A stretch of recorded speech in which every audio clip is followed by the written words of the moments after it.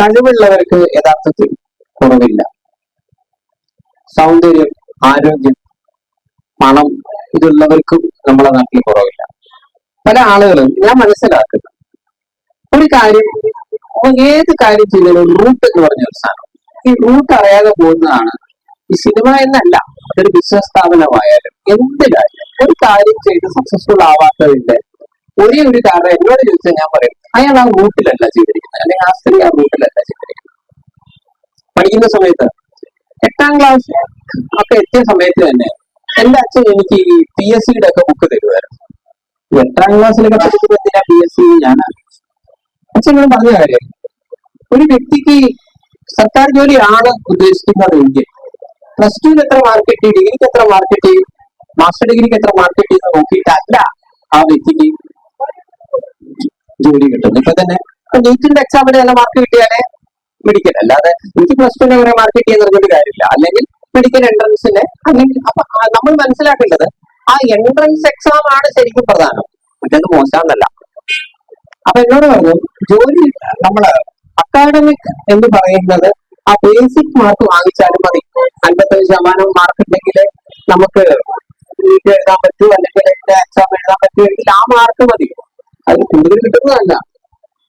അതാണ് root. That is PSCക്ക് വേണ്ടി coaching നടത്തുക എന്നുള്ളതാണ് ജോലിയുടെ കാര്യത്തിൽ റൂട്ട് എന്ന് പറയുന്നത്. പക്ഷെ പല ആളുകളും മറ്റേ കുട്ടിയേക്കാൾ കൂടുതൽ മാർക്ക് എങ്ങനെ ഉണ്ടാക്കാം, ഏറ്റവും കൂടുതൽ A+ എങ്ങനെ ഉണ്ടാക്കാം, അയ്യോ എനിക്ക് ഒരു A+ കുറഞ്ഞേന്ന് കഴിഞ്ഞെടുക്കുക, ഇതൊന്നുമല്ല. ഇനിയിപ്പോ നല്ല മാർക്ക് തന്നെ ഉണ്ട്, സർക്കാർ ജോലി ഒന്നുമല്ല. ഒരു പ്രൈവറ്റ് സ്ഥാപനത്തിലാണെങ്കിലും നിങ്ങൾക്ക് ഒരു 80 കുട്ടികളോ 45 കുട്ടികളോ ഉണ്ടെങ്കിൽ നിങ്ങൾക്ക് എത്ര മാർക്ക് കിട്ടും കാര്യമില്ല. ആ കുട്ടികളെ ഒതുക്കാനുള്ള കഴിവ് വേണം. ഒരു ടീച്ചിങ് പ്രൊഫഷന് വേണ്ടാത്താണ് ആ കുട്ടികളെ ഒതുക്കാനുള്ള കഴിവ് വേണം. അല്ലെങ്കിൽ പിന്നെ PSC കിട്ടിയാണെങ്കിൽ പിന്നെ കുട്ടികളെ ഒതുക്കിയ വേറെ വിഷയം. അപ്പൊ നിങ്ങളൊരു നല്ല അധ്യാപകനാണെന്ന് കുട്ടികൾ പറയണമെങ്കിൽ കുട്ടികളെ ഒതുക്കാനുള്ള കഴിവാണ്. അത് നിങ്ങൾക്ക് മാർക്കോട്ട് കാര്യമില്ല, അത് നിങ്ങളുടെ ജനറൽ നോളജ്, നിങ്ങളുടെ സ്മാർട്ട്നെസ്സുമാണ്. സോ റൂട്ടാണ് പ്രധാനം. സന്തോഷ് പണ്ഡിറ്റ് വന്ന അന്ന് മുതൽ ഞാൻ ആ റൂട്ട് നോക്കിയാണ് എല്ലാ കാര്യവും ചെയ്തിരുന്നത്. ഒരു കാര്യം നിങ്ങൾ ചെയ്യുന്നു എന്ന് പറഞ്ഞുകൊണ്ട് കാര്യമില്ല, അതിനെ കൃത്യമായി മാർക്കറ്റിംഗ് ചെയ്യണം. ഈ മാർക്കറ്റിംഗ് വെരി ഇമ്പോർട്ടന്റ് ആണ്. ഇവിടെ പല സമയത്ത് ഞാൻ മനസ്സിലാക്കുന്നു മലയാള സിനിമയിലൊക്കെ തന്നെയും ശരിക്കും മാർക്കറ്റിംഗ് വളരെ അബദ്ധമാണെന്ന് ഞാൻ പറയും.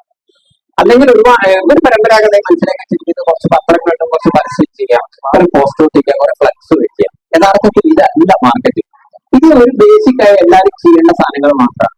മാർക്കറ്റിംഗ് എന്ന് പറയുന്നത് ഇതിനല്ല, അത് കുറച്ച് ബുദ്ധി ഉപയോഗിച്ച് ചെയ്യേണ്ട സാധനങ്ങളാണ്. ഞാൻ തുടക്കം മുതലേ ചെയ്യുന്നത് മാർക്കറ്റിംഗ് ആണ്.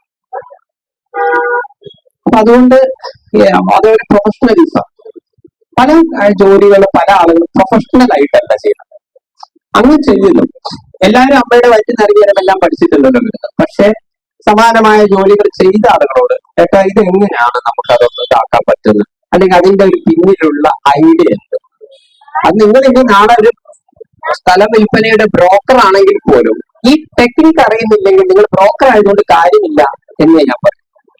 അപ്പൊ അതുകൊണ്ട് സന്തോഷ് പണ്ഡിറ്റ് ഒരേ സമയം കഴിവിനെ കുറിച്ച് മാത്രമല്ല ബുദ്ധിപരമായി കൂടി മാർക്കറ്റിംഗ് ചെയ്യാൻ പഠിച്ചതുകൊണ്ടാണ് 2015 വന്ന സന്തോഷ് പണ്ഡിറ്റ് 2026 ഈ ഒരു പരിപാടിക്ക് നിങ്ങൾ വിളിച്ചിട്ടുണ്ടെങ്കിൽ നിങ്ങൾ ഓർത്തുവെങ്കിൽ അത് സന്തോഷ് പണ്ഡിറ്റിന്റെ വിജയമാണ്.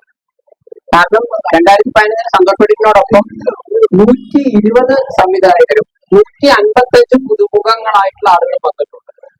അതില് സന്തോഷ് പണ്ഡിറ്റ് അല്ലാത്ത ഒരാളുടെ പേര് പറയാൻ പറഞ്ഞാൽ നിങ്ങളിൽ ഒരാൾക്ക് പോലും പറ്റില്ല എന്ന് ഞാൻ പറയും. 2011 ഫ്രഷായിട്ട് അരങ്ങേറിയ ഒരാളുടെ പേര് ഒരാളെ വിളിച്ചോന്നുള്ളതല്ല ഞാൻ പറയുന്നത്.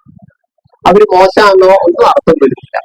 പലരും റൂട്ടിലല്ല ചെയ്യും, പലരും ചെയ്തിടും.